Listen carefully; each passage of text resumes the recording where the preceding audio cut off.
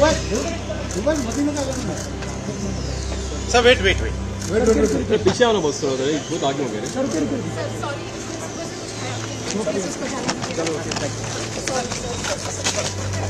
Sir चलते इनके बारे में थोड़ा बताइए। कुत्ता कम से कम 10-12 साल से हमारे पास है। गोवा से लेके आया था, हम लोग पिकनिक गया था तभी। अभी हमारा गार्ड लेके आया था, अभी तक वो चल रहा है अच्छा खासा, कुछ प्रॉब्लम। ये अभी 11 साल पहले अपना जो सिक्योरिटी गार्ड लोगों ने लेके आया था। रतन टाटा जी कैसे प्यार करते थे, कैसा लगा? नहीं, इनसे बहुत लगा है और कुछ नहीं। क्या नाम है डॉग का? गोवा, इसका नाम गोवा क्यों रखा? ये गोवा से आया, इसके लिए गोवा नाम रखा। Thank you. मैंने किसी को अभी बोला कि मैंने जब अपने पहले पिताजी और फिर उसके बाद माताजी को खोया है, आज मैंने तीसरा पेरेंट खोया है। और ये सिर्फ कहने की बातें नहीं है, क्योंकि देखिए मैं उनको 1990 से जानता हूँ, 34 साल, और मेरी उम्र 61 है। तो आधी जिंदगी मैं उनको जानता था, और जितना स्नेह उन्होंने मुझे दिया, जितना प्यार, जितनी विनम्रता से वो पेश आए। मैं कौन हूँ? कुछ भी नहीं। उनके पास पूरी दुनिया थी, पर उन्हें ये लगता था कि भाई हाँ, कि मैं अगर सुहेल के साथ बैठूंगा तो हंसी मजाक होगा। और एक बात है, मिस्टर टाटा में एक खासियत ये थी कि वो सच के पहरेदार थे। अगर आप उनको सच एडवाइस देते, उनको वही पसंद था। वो उनमें से नहीं थे कि भाई आप उनकी हाँ में हाँ मिलाओ। तो वो जो उनकी खासियत थी वो बहुत यूनिक थी। एक चीज़ है कि वो एक सफल बिजनेसमैन थे, ये सभी लोग जानते हैं। उनकी फिलॉन्थ्रॉपी के बारे में भी बहुत किस्से मशहूर है, लेकिन एक ह्यूमन बीइंग के तौर पे कैसे थे वो? एक पर्सनल टच जो उनका लोगों के प्रति होता था, अपना स्टाफ, अपने दोस्त, अपने जानने वाले। मैं आपको एक बात बोलूं, अगर वो कहीं बाहर जाते तो ये नहीं कोई स्टाफ अलग टेबल पे खा रहा है और कोई और अलग टेबल पे खा रहे हैं। सब एक साथ खाते थे, सब एक साथ रहते थे, सब एक साथ प्यार से रहते थे। और सबकी देखभाल जो उनने, देखिए मैं आपको एक बात बोलूं, अगर इंसान एनिमल्स, अपने कुत्तों की हिफाजत कर सकता है प्यार से। और मैं आपको बोलूं, जब बॉम्बे हाउस रेनोवेट हुआ और चंद्रशेखरन जी चेयरमैन थे और अभी भी हैं, जब बॉम्बे हाउस रेनोवेट हुआ, रतन टाटा ने इंसिस्ट किया कि एक एरिया सिर्फ कुत्तों के लिए होगा। ताज में भी आप जाइए, आज ताज बॉम्बे में जाइए, अगर कोई इंडी या रेस्क्यू डॉग है, उसको अंदर जाने की पूरी परमिशन है। ये इंसानियत है। इंसानियत ये नहीं कि आप सिर्फ अपने लोगों में अच्छे रहें, पर इंसानियत ये होती है कि जब तबके का सबसे जो वीक आदमी है उसके साथ आपका जो व्यवहार है, वो इंसानियत है।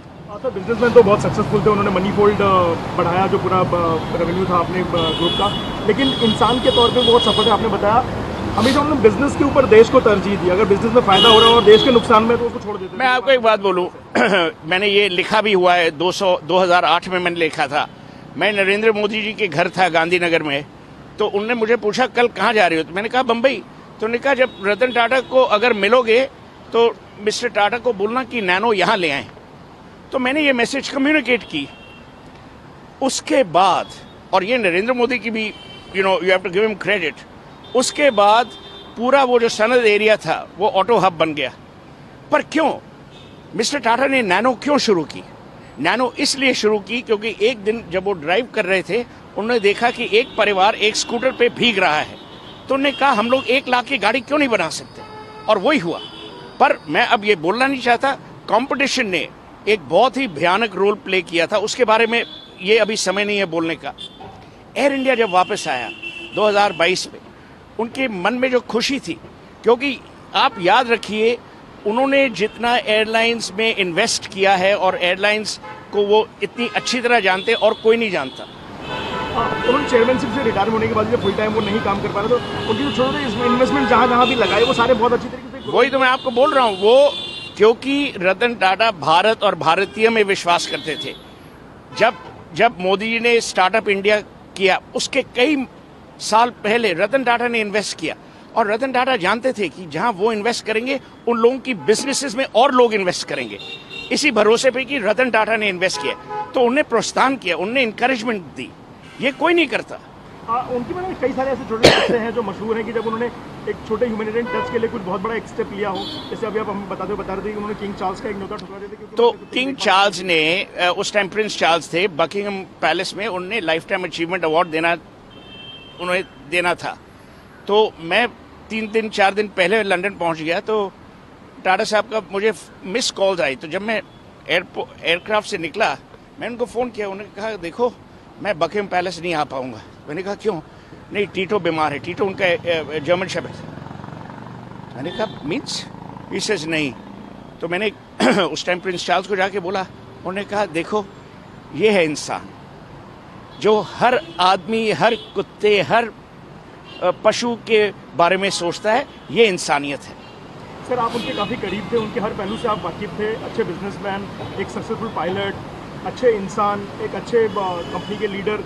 आप कैसे चाहते हैं कि दुनिया उनको याद करे, रतन टाटा को, पद्म विभूषण रतन टाटा, बिजनेसमैन रतन टाटा, ये किस तरीके से? भारत का रतन, बस वो यही चाहते थे कि लोग उन्हें प्यार से, विनम्रता से और मोह से याद करें। उन्हें कोई अवार्ड ऑनर जो थी, कोई अवार्ड ऑनर ऐसी नहीं है जो उन्हें नहीं मिली।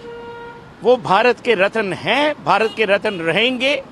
और मैं समझता हूं कि रतन टाटा शायद स्वर्ग चले गए हैं, ही हैज लेफ्ट, अब दुनिया में नहीं रहे, पर हमारे दिलों में, हमारे दिमाग में, हमारी संस्कृति में वो जरूर रहेंगे। एक लॉन्ग पेंडिंग डिमांड है जो पूरे कंट्रीमेन में काफ़ी लोग ये मांग करते रहे हैं कि रतन टाटा को भारत रत्न दिया जाना चाहिए। एक बिजनेसमैन जिसने फिलैंथ्रोपी को एक नई हाइट दी, एक देशभक्त। मैंने तो ट्वीट भी किया है कि और उसमें मैंने मोदी जी को टैग किया कि भाई मेरे हिसाब से और कोई आदमी इस दुनिया में नहीं है, हमारे देश में नहीं है जिसे भारत रत्न और डिजर्विंग होना चाहिए। हाँ सर, ऐसे मौके पे कई सारी ऐसी चीज़ें हैं जो लोगों को याद आती हैं और वो भावुक कर जाती हैं। आप भी अभी थोड़ी पहले हमारे साथ बात करते हुए भावुक हो रहे थे। कुछ ऐसा एक पर्सनल टच जो आप हमसे शेयर कर पाए जो रतन टाटा और आपके बीच रही हुई अब तक? वो मैं शेयर नहीं करूंगा, पर मैं सिर्फ यही करूं, जैसे मैंने आपको कहा कि मेरे लिए वो पिता समान थे, दोस्त थे। और उससे ज्यादा मैं आपको क्या कहूं इस समय पे जो चोट सिर्फ मुझे नहीं, ये गलत बात है कि सिर्फ मैं भावुक हूं। आप देखिए, आप लोगों से पूछिए, मैंने ऐसा कभी नहीं देखा। और ये रतन टाटा का बड़प्पन है। सर टाटा ग्रुप का बिजनेस और टाटा ग्रुप जो फिलैंथ्रोपी प्रोजेक्ट है, उनका फ्यूचर आप यहाँ से किस तरीके से देखते हैं? बहुत बढ़िया, क्योंकि चंद्रशेखरन जी जो चेयरमैन हैं और नोएल टाटा और मेली मिस्त्री जो टाटा ट्रस्ट में है, वो देखेंगे कि जो लेगेसी टाटा हाउस की है, हाउस ऑफ टाटा की है, वो क़यामत रहे। सॉरी